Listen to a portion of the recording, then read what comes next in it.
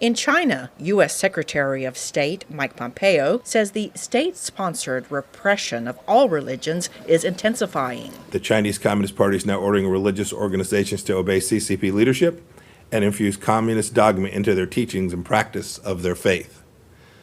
The mass detentions of Uyghurs in Xinjiang continues. So does the repression of Tibetans and Buddhists and Falun Gong and Christians.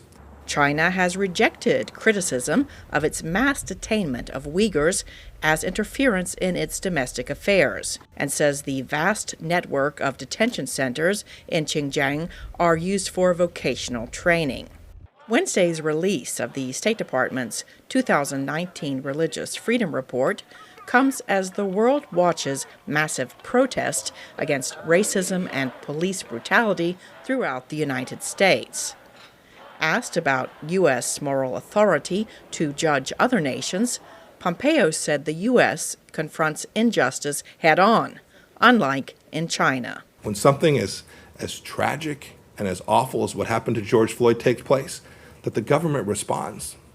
Right? We saw both local law enforcement and our Department of Justice move very quickly to address the particular situation. Elsewhere in the world, U.S. officials point to Nigeria, where the Islamic State terror group and Boko Haram continue to attack both Muslims and Christians. U.S. Ambassador for International Religious Freedom Sam Brownback called for action during Wednesday's State Department briefing. I'm deeply concerned about what's happening in Nigeria because of the escalation of the violence and the carnage and the lack of effective response by the government. We really need the Nigerian government to step up and act much more effectively in their space.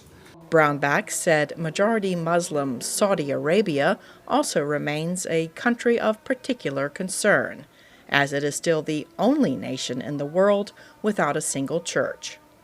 Cindy Saine, VOA News.